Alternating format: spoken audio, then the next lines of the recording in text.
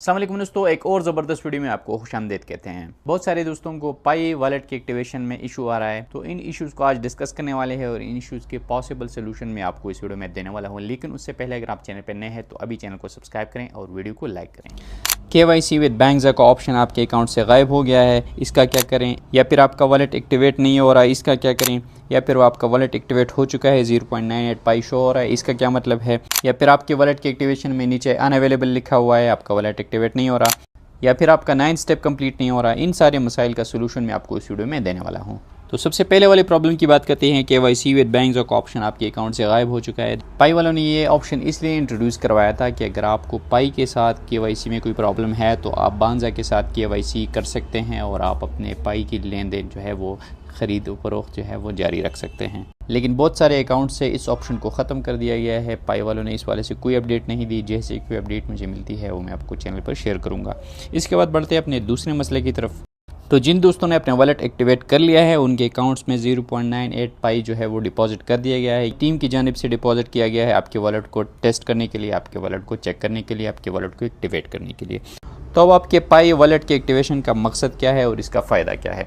तो दोस्तों, इस एक्टिवेशन का असल मकसद ये है कि अब आप अपने पाई वॉलेट में पाई जो है वो ख़रीद कर इसमें स्टॉक कर सकते हैं या इसको होल्ड कर सकते हैं। आपको लगता है कि पाई की कीमत ऊपर जाएगी तो आप किसी भी एक्सचेंज है या फिर किसी एक्सचेंजर से या किसी दोस्त से पाई ख़रीद सकते हैं और इसको होल्ड कर सकते हैं और बाद में कीमत बढ़ने पर इसको आप बेच सकते हैं। बात करते हैं अगले मसले की। यहाँ पर नीचे पाई KYC के नीचे अनअवेलेबल लिखा होता है, तो इसका क्या मतलब है? तो यहाँ पर आपका वॉलेट इस वजह से एक्टिवेट नहीं हो सकता क्योंकि आपके KYC में कुछ एडिशनल चेक्स जो है वो रिक्वायर्ड है, कुछ एडिशनल इन्फॉर्मेशन रिक्वायर्ड है, या तो फिर आपका लाइवनेस चेक अभी रहता है। बहुत से अकाउंट्स में लाइवनेस जो चेक हैं वो बार बार आते रहते हैं, उसमें कुछ मसाइल होते हैं, कुछ KYC जो जितने भी वैलिडेटर हैं उनको कुछ मसले आ रहे होते हैं, इसी वजह से आपको ये चीज़ें बार बार करनी पड़ती हैं। या फिर आपका 2FA वेरिफिकेशन जो है वो सही से कंप्लीट नहीं हुआ, हो सकता है वो आपको दोबारा आ जाए, या फिर आपको लाइवनेस चेक आ जाए, या फिर कोई दूसरी ईमेल की कन्फर्मेशन आ जाए। तो ये कन्फर्मेशन हो जाने के बाद आपको यहाँ पर एक्टिवेट का ऑप्शन आ जाएगा और आपका वॉलेट जो है वो एक्टिवेट कर दिया जाएगा। तो इसका पॉसिबल सोल्यूशन क्या है कि दिन में आपने कम से कम एक मरतबा अपने अकाउंट को लॉग आउट कर लेना है और फिर से दोबारा लॉगिन कर देना है और माइन के बटन पर क्लिक करना है।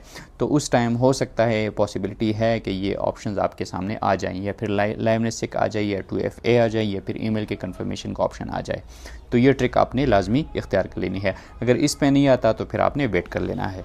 तो बढ़ते अपने आखिरी और सबसे बड़े प्रॉब्लम की तरफ। ये प्रॉब्लम अक्सर दोस्तों के अकाउंट्स में आ रहा है कि उनका 9 स्टेप कंप्लीट नहीं हो रहा। तो दोस्तों, पहले ये होता था कि जब आपका 9 स्टेप या KYC कंप्लीट हो जाता था तो उसके साथ साथ आपका वॉलेट एक्टिवेट हो जाता था और आप ट्रांजैक्शन कर सकते थे, बेच सकते थे पाई और रिसीव कर सकते थे। लेकिन अब ये लास्ट यानी वॉलेट एक्टिवेशन का स्टेप जो है ये इन्होंने आगे कर दिया है और ये KYC या पेंडिंग जो 9 स्टेप है ये चीज़ें उन्होंने वैसे की वैसे छोड़ दी है। तो दोस्तों, ये 9 स्टेप यानी पाई की माइग्रेशन जो है ये दो चीज़ों की वजह से रुकी हुई होती हैं।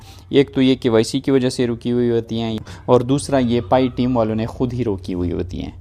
कुछ केसेस में आपकी KYC में कोई मसला होता है, कोई लाइवनेस चेक में कोई मसला आ जाता है, या फिर आपके NIC या फिर पिक्चर्स वगैरह मैच नहीं हो पाते, या फिर KYC वैलिडेटर्स को आपके डॉक्यूमेंट्स वेरीफाई करने में प्रॉब्लम आ रही होती हैं, या फिर वैलिडेटर्स की कमी की वजह से पायोनियर्स का जो डाटा है उसको वैलिडेट नहीं किया जा रहा होता। तो इस वजह से आपका 9 स्टेप या फिर KYC जो है वो इस वजह से रुका हुआ होता है। अगर इस वजह से रुका हुआ है तो आपने बार बार अपने ऐप को लॉगिन कर लेना है, दिन में कम से कम एक बार इसको लॉग आउट करना है, फिर से लॉग इन करना है और माइन पे क्लिक करना है।